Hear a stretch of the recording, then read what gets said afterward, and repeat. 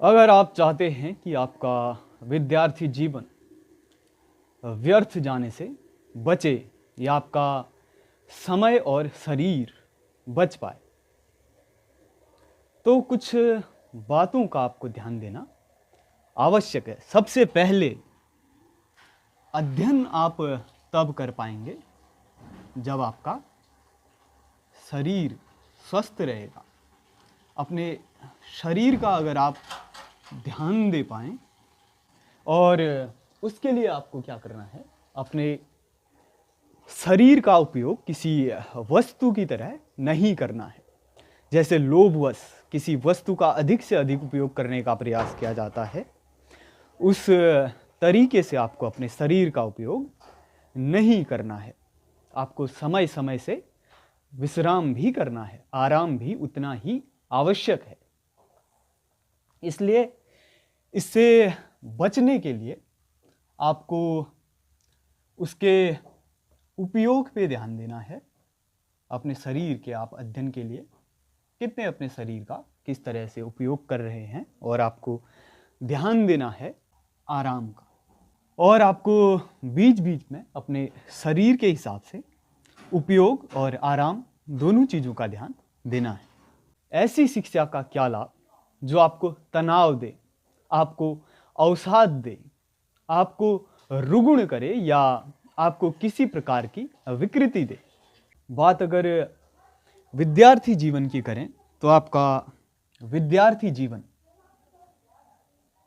विद्या आधारित होना चाहिए, ना कि किसी अन्य चीज पे।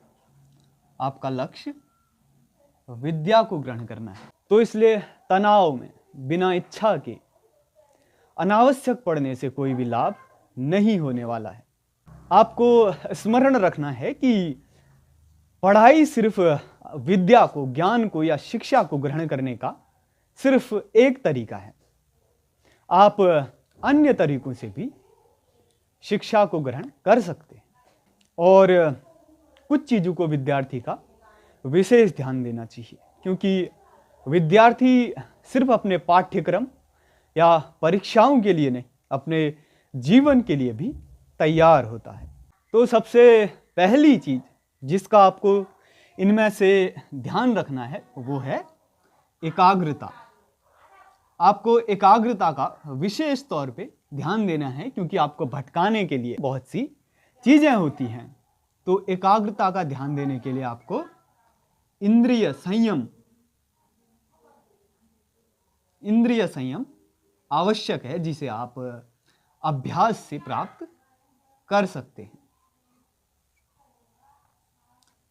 और अपने शरीर को अधिक नहीं थकाना है, क्योंकि ज़्यादा कष्ट का मतलब अच्छे परिणाम की तरफ संकेत नहीं होता है, और अधिक कष्ट देने से आपका शरीर क्षीण होने लगता है। इसलिए इससे बचने के लिए आपको बहुत अधिक चीज़ें एक साथ नहीं करनी है। हो सके तो एक बार में एक ही चीज़ अपने पूर्ण भाव से करनी है। और दूसरी चीज़ है संगति। संगति बहुत आवश्यक है। संगति इतनी आवश्यक है कि आप उसे धारा के उदाहरण से समझ सकते हैं। अगर आपकी संगति अच्छी है तो समझ लीजिए आप धारा के अनुकूल बह रहे हैं, और अगर आपकी संगति खराब है तो आपके धारा के विपरीत दिशा में बह रहे हैं। इसलिए संगति आपको अच्छी रखनी है, और आवश्यक नहीं कि जिन्हें आप अपना मित्र समझते हैं वो आपके मित्र हों, लेकिन इसका अर्थ ये नहीं कि वो आपके शत्रु हैं। अधिकांशतः ऐसा नहीं होता है। बाकी इसका एक सरल सा हल, हम विद्या ग्रहण करेंगे, हम उससे किसी भी प्रकार से बचने का प्रयास नहीं करेंगे। हम प्रेरणा को ढूंढने का या अच्छी दिनचर्या का या किसी भी प्रकार से सुख सुविधाओं को खोजने में अपना समय व्यर्थ नहीं करेंगे। हम सीधे सीधे अपना अध्ययन करेंगे।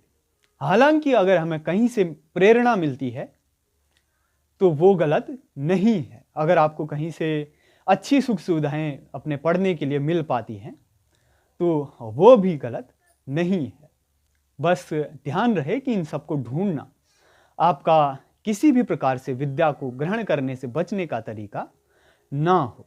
पर सवाल उठेगा कि हमें आलस आता है या हम ऊब जाते हैं या थक जाते हैं, तो क्या हम इन तनाव देने वाली चीज़ों से दूर हो जाएं, अपना अध्ययन करना बंद कर दें, अपनी शिक्षा ग्रहण करना बंद कर दें?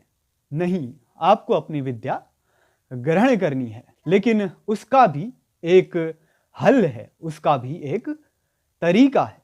आपको अपना अध्ययन, आपकी विद्या जो ग्रहण करनी है वो कैसे करनी है? वो एक रसपूर्ण तरीके से करनी है। चाहे आपको आलस आए, चाहे आप ऊबें, आप में थोड़ा बहुत तनाव भी पैदा हो, वो आपके शरीर की समस्या है, आपकी समस्या है। उसका हल आपको अपने अपने शरीर के अनुसार स्वयं ढूंढना है। और चाहे एक विद्यार्थी के लिए उसके विद्यार्थी जीवन में कष्ट आए, समस्याएं आए, तो उनका हल करके उन्हें आगे बढ़ना होगा। और अगर ये सब चीज़ें सहनी पड़े तो कष्ट सहना भी पड़ सकता है, लेकिन आनंद अपनी विद्या ग्रहण में ही खोजना है।